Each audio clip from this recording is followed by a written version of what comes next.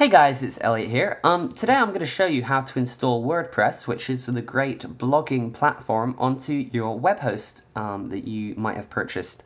Your web host is basically like your GoDaddy or your Hostican in my case, which is basically you pay a certain amount of money per month or per year and you get to store files somewhere on the internet, which you can then access via our website. So for example, when you go to elliottmediagroup.com, you're actually accessing a computer somewhere in the world which is holding the files that you see on that website. So you can, go to godaddy.com and purchase that or whatever. So I thought I would show you how to install WordPress, which is a blogging platform, onto your web host. So if you head over to wordpress.org, you can go ahead and hit the big red download button, or it's orange actually, but anyway. Now I've already gone ahead and downloaded it. Now it will basically download a zip file, and then you'll need to go ahead and unzip that zip file, and you'll see we've got it right here.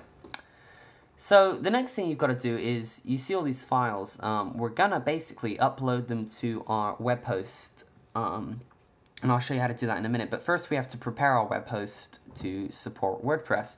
And that's a relatively simple task. You basically need to log into your web host, and that info is normally in the email that you get sent when you first sign up. And then you'll be presented with something similar to this. It might be slightly different. This is what happens when you're with Hostican, and I really like this. In fact, I like Hostican as a company. I highly recommend them. I mean, I pay $6.95 or so a month, and I get that much disk space and that much bandwidth for that price. It's incredible. And infinity email accounts, by the way. But anyway, so yeah, we basically need to create what's called a MySQL database, and that's going to be a database that is accessed by WordPress to store important information based on, people who are coming to the site and info regarding the site.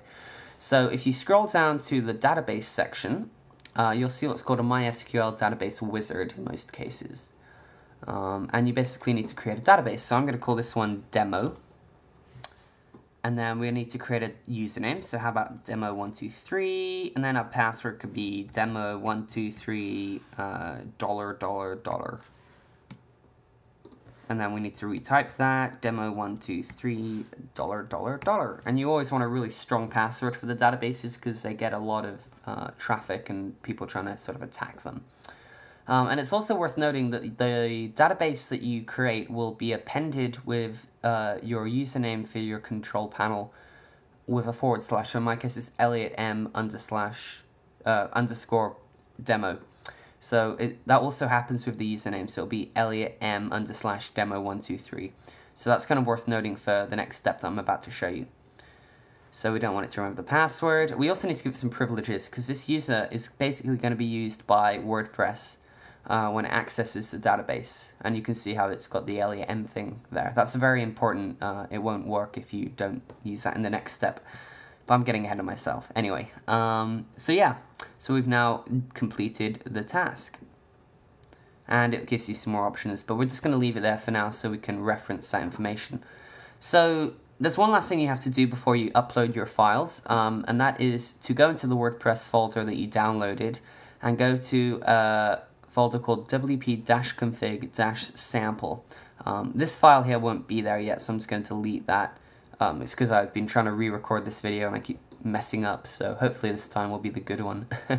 And then you need to open this file with your favorite text editor. Now I like Taco HTML editor, but you could use TextEdit or Notepad if you're on Windows or anything. And you'll see this kind of randomly looking code, I guess, in this file. And we basically need to manipulate only the top 3 here for the most part. These 3 you don't normally have to worry about. So basically, this is going to link the other WordPress files to this database that we created. So we need to put that information here. So the database name is Elliott M_demo, which you can see there. And then the username is elliottm_demo123. Now be sure you put that in there. Now it'll be different depending on what you used when you set up your hosting, but now the password doesn't have the Elliott M, so it's kind of confusing, but Our password was demo123 $. And there we go. And then we basically need to save this, or save it as wp-config, and get rid of the sample part. Alrighty. So we've now got that all set up. So then what you need to do, and this is the last step pretty much before we get to some sort of fun stuff, is you need to open an FTP client, which is a way of accessing files on your web server.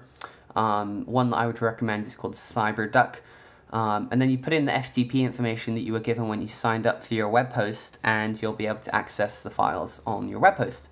So in my case, you know, this is the name and all that stuff. So basically we need to go into the public HTML folder, or you would normally go into the public HTML folder. Now in my case, I've created a subdomain here so that it doesn't mess up the rest of my site, but you wouldn't normally have to do that. And then just disregard these files. This is because I was trying to upload it beforehand, and I decided to start it again, so I'm just going to delete those.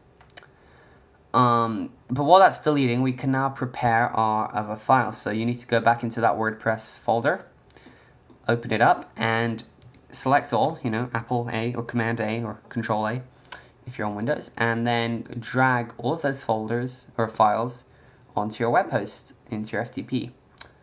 And then, if for any luck, oh I know, it's because I was in a different space.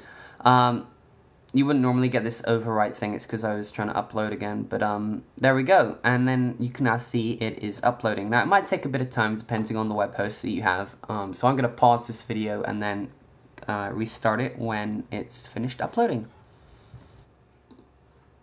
Alrighty, so our files have now been uploaded to our web host. Sorry, lost my words here. And you can see they're all there. So now it's time to go ahead and actually install on the website. So you need to navigate to the URL of your website, which in my case is demo.elliottmediagroup.com, and then you need to put the following: /wp-admin/install.php. And then you'll be presented with this lovely WordPress dialog, and you can fill in the title, so demo blog maybe, and then your email.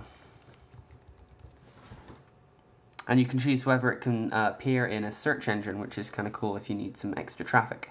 And then I've been given a temporary username and password. It's good to, they also email this to you, by the way. And then, so I was going to mute that so my email doesn't ping. So we can go ahead and log in. And we'll be provided with the login details, and type the password in, which I just pasted. You can choose if you want to remember it. And finally, and I mean finally, because that was a lot of work. Well, not too much work, but you've got a blog. And you can actually visit the site right now, and you'll see, oh my gosh, we have a blog. And that's pretty much all there is to it. You can start writing posts, you know, you can change the settings and the design and all that. So I hope that has helped some people. Let me know if you have any more questions regarding that. I'd be more than happy to help you. I would also suggest checking out the WordPress documentation. It's absolutely incredibly helpful. They also have great forums, and you can get your questions answered pretty quickly there. So definitely check that out. I hope you enjoyed this video. I'm going to be having a lot more videos coming up. So stay tuned and have a great week.